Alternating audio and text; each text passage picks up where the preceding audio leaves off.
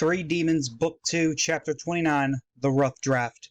Kazuto and Zala had found themselves in a battle where the surrounding area has suddenly become void of any color. Trapped within the grasp of Blank's almost overwhelming ability to manipulate the colors around him. It was as if they had stepped into a manga panel as the sudden shift left them disoriented. Blank, his eyes now full of glee, slowly starts advancing towards the duo, his movements both fluid and unnerving. Kazuto and Zala quickly exchanged uneasy glances with one another, realizing the dire situation they were in.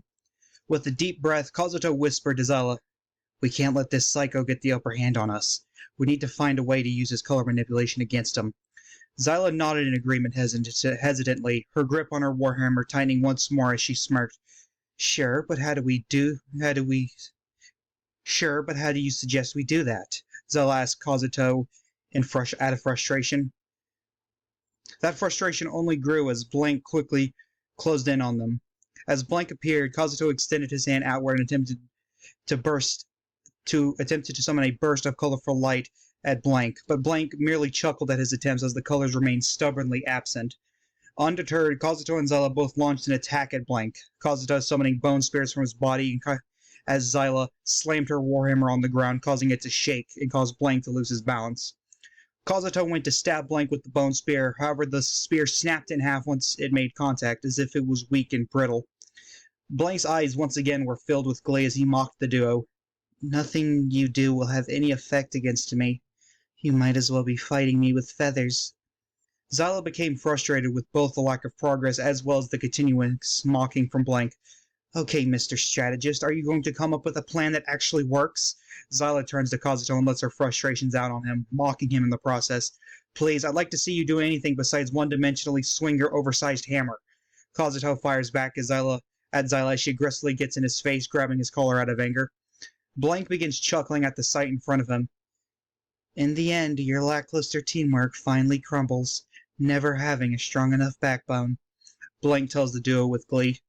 Zala gritted her teeth and was about to rush towards Blank out of anger. However, Blank appeared behind her, grabbing Alistair's Trishula off of her back all in one quick motion.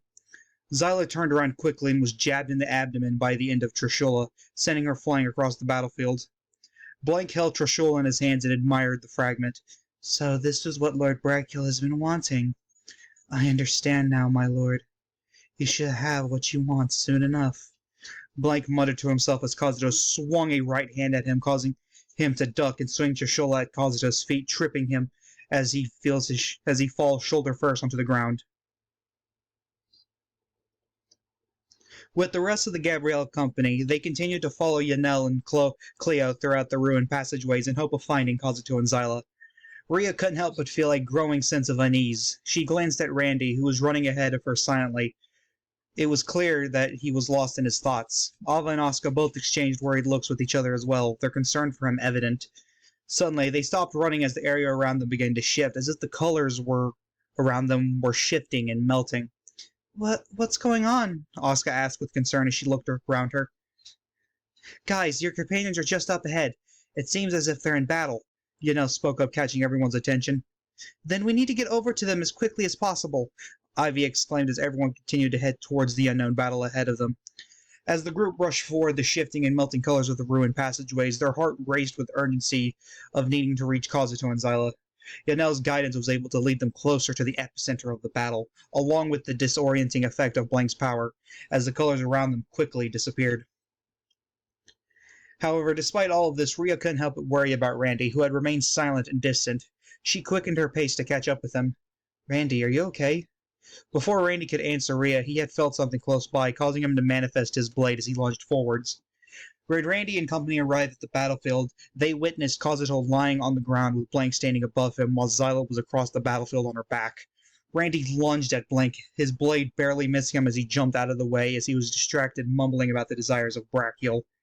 The group wasted no time. Ivy, who was holding Kitsune, and Cleo, who had been riding on Ivy's shoulder, looked on in concern for their allies.